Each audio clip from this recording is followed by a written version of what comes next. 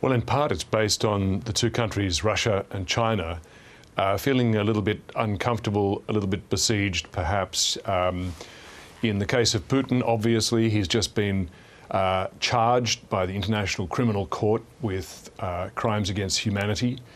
So that can't be a tremendous feeling. But at the same time, he's being economically and diplomatically isolated. He's, his foe, Zelensky, in Ukraine, has just had a visit from the Prime Minister of Finland, who's trying to join the NATO alliance. Zelensky's about to, I think tomorrow, receive a visit from the Prime Minister of Japan, making his first visit to Kyiv, Kishida Fumio. And who's visiting Moscow? Well, thankfully, here comes Xi Jinping, the leader of the world's second biggest economy, and an economy before the war 10 times the size of China's. And on Xi Jinping's side, I mean, he's not feeling exactly warmly embraced by the world either. It was only last week where he, in an unusual outburst, said the US was leading the encirclement and the containment of China, and his foreign minister the week before said that if the US didn't change track, the two countries were on course for a war. So China's not feeling exactly a fully endorsed member of the global community either. So they're finding mutual solace. That's the first point I would make. Second is that they've got very strong mutual interests in the energy trade. China has stepped up its imports of energy from Russia enormously by from about 50 billion US dollars the year before last to about $80 billion last year. And one of the hottest topics expected to come up between Xi Jinping and Vladimir Putin this week is the creation of a second gas pipeline from Russia to carry Russian gas into China, which would be a large and lucrative enterprise for Russia, an essential one, as the rest of the world's been shunning its gas and oil, and of course very welcome by China, which is desperate for resources and discount resources thanks to the Western sanctions on Russia.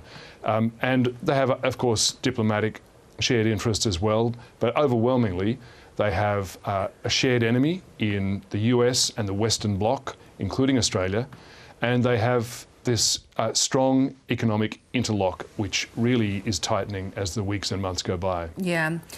To your point, you make the point about China and its constant unease about the US. Did the AUKUS deal, so close now to this visit, do you think that spurred this visit on? Do you think it was a factor, or just more of another factor of Xi Jinping feeling encircled? I think that the AUKUS agreement, which of course has been in train for more than a year since Scott Morrison first announced it, the further development of AUKUS does give further evidence that the Western Bloc, if you like, is tightening its alliances, its relationships.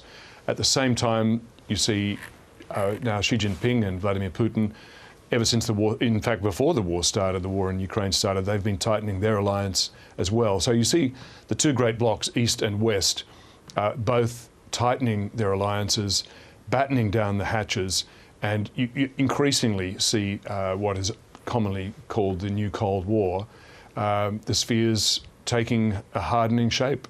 Yeah.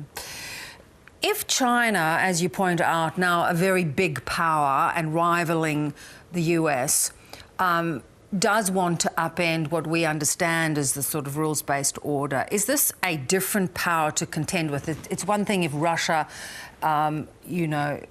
takes the sort of action it has with Ukraine, but if China, with all the myriad of contacts that it has embedded globally, wants to do that, is it a different issue for the US to contend with?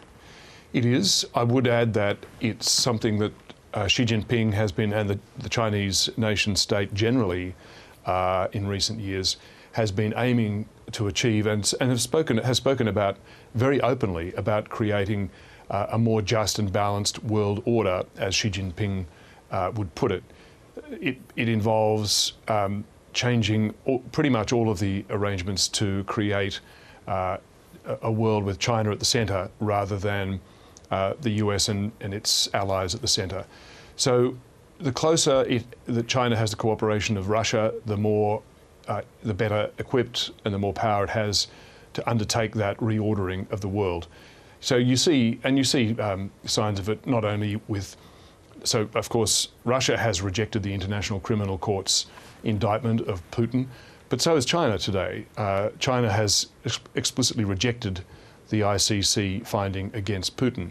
Only a few years ago, you'll remember when the Philippines took China to court over China's intrusions into the maritime territories of the Philippines, and the International Court in The Hague said that the Chinese grab was illegal under international law. China rejected that and presses ahead with its maritime encroachments on the territory of its neighbours. So both countries are rejecting the existing international order in pursuit of a new one. Yeah. Interestingly enough, China played a peacemaker or diplomat, if you want, between Iran and Saudi Arabia, seeing them restore diplomatic relations. Xi seems to want to play peacemaker here. Does he have any chance of persuading Putin? Putin doesn't seem to listen to sort of any form of rational presentation on his so-called special operation in Ukraine. Well, the first thing I'd say, Bev, is that it's difficult for Xi Jinping to present himself as some sort of neutral peacemaker here. He's just made a formal state visit to Moscow during the hostilities, and they've embraced each other. Xi Jinping has again used the language of unlimited partnership. He said that relations between Moscow and Beijing are stronger now than they were during the Cold War. He's very clearly, and he's not only that, he's endorsed the re-election of Vladimir Putin in Russian elections next year. So he's very clearly endorsing Putin and Russia, and it's a very explicit public endorsement of the invasion of Ukraine. So that's the first point. He can hardly come to this with a clean pair of hands. As for the peace plan itself, the specifics of it, none of that give Vladimir Putin any cause for concern. Because it's inherently an unbalanced set of proposals which largely mirror Putin's own talking points over the last year and make no demands on Russia to withdraw from any of the territory it's invaded. So it's been called, the Americans have completely dismissed it and said, for example, that it would be the ratification of Russian conquest of Ukraine. But certainly it is an unbalanced document which Vladimir Zelensky, as the plan currently stands, could not possibly accept. Peter, as always, thanks so much for your time. Pleasure, Bev.